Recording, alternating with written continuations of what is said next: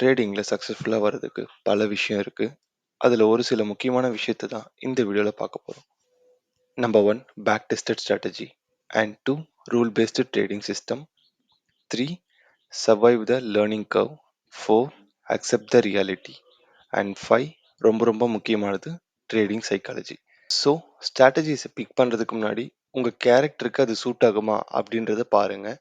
And then நீங்கள் யூடியூப்ல R புக்கில் பார்த்து படித்து புரிஞ்சு ஃபாலோ பண்ணுறதுக்கு ஈஸியாக இருக்க ஸ்ட்ராட்டஜிஸை பேக் டெஸ்ட் பண்ண ட்ரை பண்ணுங்க. பேக் டெஸ்ட் பண்ணும்போது அதோட ரிசல்ட்ஸ் எப்படி இருந்துச்சு அப்படிங்கிறத ரெக்கார்ட் பண்ணுங்க.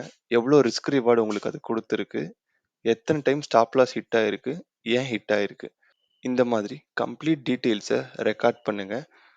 அண்ட் தென் அதோட ரிசல்ட்ஸ் உங்களுக்கு ஃபேவரபுளாக இருக்கா அப்படின்ட்டு பாருங்க. நெக்ஸ்ட் டாபிக் என்னன்னு பார்த்தீங்கன்னா ரூல் பேஸ்டு ட்ரேடிங் சிஸ்டம். இதில் ஃபர்ஸ்ட் பாயிண்ட் என்னன்னு பார்த்தீங்கன்னா have a predefined rules. நீங்கள் உங்கள் ஸ்ட்ராட்டஜிஸை பேக் டெஸ்ட் பண்ணிட்டீங்க, அது கம்ப்ளீட்டாக எங்கே ஒர்க் ஆகிருக்கு எங்கே ஒர்க் ஆகலைன்ற எல்லா டீட்டெயிலுமே உங்ககிட்ட இருக்குது. ஸோ இப்போ இந்த ஸ்ட்ராட்டஜிஸை எப்படி நம்ம ஈஸியாக ஃபாலோ பண்ணுறது அப்படின்னு பார்த்தீங்கன்னா ரூல்ஸை வச்சு ஃபாலோ பண்ணலாம். உங்கள் ஸ்ட்ராட்டஜிஸை ஸ்ப்ளிட் பண்ணி ஒரு ரூல் மாதிரி கன்ஸ்ட்ரக்ட் பண்ணுங்கள். எப்படி பண்ணுறதுன்னு தெரியலனா நம்ம சேனலில் இருக்க வீடியோஸை ரெஃபர் பண்ணி பாருங்கள். செகண்ட் பாயிண்ட் என்னன்னு பார்த்தீங்கன்னா we can take emotion psychological influence out of play. நான் ஆல்ரெடி சொன்ன மாதிரி உங்களோட ரூல்ஸ் மீட் ஆனால் மட்டும்தான் ட்ரேட் பண்ணுவேன் அப்படின்ற ஸ்ட்ராங்கான மைண்ட் செட் உங்ககிட்ட இருக்கணும். அந்த மாதிரி மைண்ட் செட் உங்ககிட்ட இருந்துருச்சு அப்படின்னா அது போதும். இந்த வீடியோவில் தேர்ட் டாபிக் என்னன்னு பார்த்தீங்கன்னா சர்வைவ் த லேர்னிங் கர்வ். இது உங்களுக்கு ஈஸியாக புரியறதுக்கு நான் ஒரு எக்ஸாம்பிள் சொல்கிறேன். நீங்கள் எந்த ப்ரொஃபஷன் ஆர் ஸ்போர்ட்ஸ் எது பார்த்தீங்கனாலும், for example Cristiano Ronaldo, Messi, Sachin Tendulkar, ராகுல் டிராவிட், விராட் கோலி, பிவி சிந்து, விஸ்வநாத் ஆனந்த் அண்ட் பிஸ்னஸ்னு வரும்போது Ambani group, Tata group and Adani, இவங்களெல்லாம் அவங்களோட ப்ரொஃபஷன் ஆர் ஸ்போர்ட்டில் ஒரு கோட் மாதிரி நம்ம பார்க்குறோம். அவங்க இன்னைக்கு இந்த நிலைமையில இருக்கிறதுக்கு அவங்க இயர்ஸ் ஆஃப் ப்ராக்டிஸ் பண்ணியிருக்காங்க. அவங்களோட ப்ரொஃபஷனில் அவ்வளோ இயர்ஸ் ஸ்பெண்ட் பண்ணியிருக்காங்க, சர்வை பண்ணியிருக்காங்க, என்னென்ன தப்பெல்லாம் இருக்கோ அதெல்லாம் கண்டுபிடிச்சி கரெக்ட் பண்ணியிருக்காங்க. அதனால தான் அவங்க இன்னைக்கு ஆல் டைம் ஹைல இருக்காங்க. ஸோ இப்போ நீங்கள் லாஸ் பண்ணிட்டு இருக்கீங்க அப்படின்னா ஃபர்ஸ்ட் மார்க்கெட்டில் நம்ம எப்படி நெக்ஸ்ட் டே அப்பியர் ஆகுறது அப்படின்றத பாருங்க. ஏன்னா ரீசன்ட் சர்வேல என்ன சொல்றாங்க அப்படின்னா 99% of the trader lose their 99% of the capital in 99 days. So இன்னைக்கு ட்ரேட் பண்ற நிறைய ட்ரேடர்ஸ் நாளைக்கு ட்ரேட் பண்றதுக்கு கேபிட்டல் கூட இல்லாம வாஷ் அவுட் பண்ணிட்டு போயிடுறாங்க.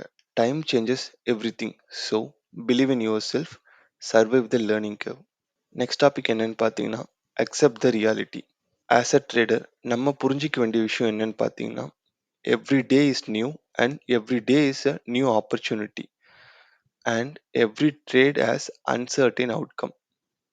நம்ம என்ன பண்ணணும் அப்படின்னு பார்த்தீங்கன்னா ஒரு நாளைக்கு 1000 ரூபா பண்ணணும், இல்லை மாசத்துக்கு 10,000 ரூபா பண்ணணும், வருஷத்துக்கு 2 லட்ச ரூபா பண்ணணும் அப்படின்ற மாதிரி டார்கெட் செட் பண்ணி டார்கெட் ஓரியன்டாக ஒர்க் பண்ணாமல் நான் என்னோட ட்ரேடிங் பிளானை கரெக்டாக இன்னைக்கு ட்ரேட் பண்ணணும். மறுபடியும் சொல்கிறேன், நான் என்னோட ட்ரேடிங் பிளானை கரெக்டாக ட்ரேட் பண்ணணும் அப்படின்னு யோசிங்க.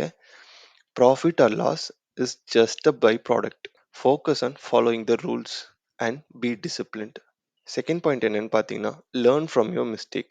நான் எனக்கு சொல்லிக்கிற ஒரு விஷயம் என்னன்னு பார்த்தீங்கன்னா தப்பு பண்ணுறது தப்பு இல்லை, பண்ண தப்பை திரும்ப பண்ணக்கூடாது.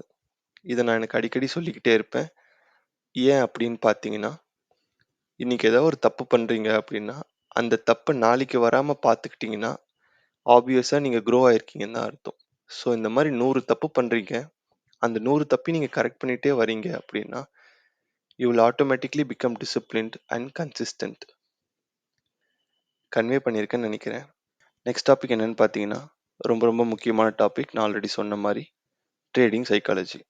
ட்ரேடிங் சைக்காலஜி அப்படிங்கிறது ஒரு தனி டாபிக் கிடையாது. நம்மள நிறைய பேர் நினச்சிட்டு இருக்கிறது என்னென்னா ட்ரேடிங் சைக்காலஜினால தான் நம்ம லாஸ் பண்ணுறோம் அப்படின்ட்டு. இப்போ ஒரு எக்ஸாம்பிளுக்கு பார்க்கலாம். நீங்கள் ஸ்ட்ராட்டஜிஸை பேக் டெஸ்ட் பண்ணியிருக்கீங்க, ரூல் பேஸ்டு ஸ்ட்ராட்டஜிஸை கையில் வச்சுருக்கீங்க, அதை தான் ஃபாலோ பண்ண போகிறேன்ட்டு நீங்கள் ரொம்ப ஸ்ட்ரிக்டாக இருக்கீங்க. இந்த மாதிரி ஒரு பாயிண்ட்டும் ஒன்றா சேர்ந்தது தான் ட்ரேடிங் சைக்காலஜி.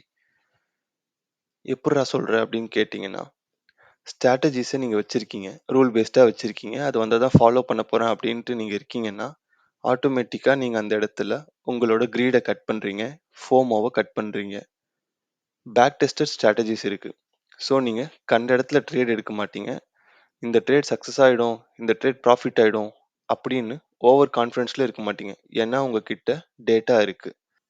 இந்த மாதிரி பேக் டெஸ்டட் டேட்டாஸ் இருக்கிறதுனால இந்த ஸ்ட்ராட்டஜிஸ் லாங் டேர்மில் ப்ராஃபிட்டபுளாக இருக்குமா, இல்லை நம்ம லாஸ் ஆகிடுவோமா, மொத்தம் நஷ்டம் ஆகிடுமா அப்படிங்கிற செல்ஃப் டவுட் உங்களுக்கு இருக்கவே இருக்காது. இப்போ உங்களுக்கு புரியும்னு நினைக்கிறேன். தேங்க்யூ ஆல் ஃபார் வாட்சிங். Let's grow together.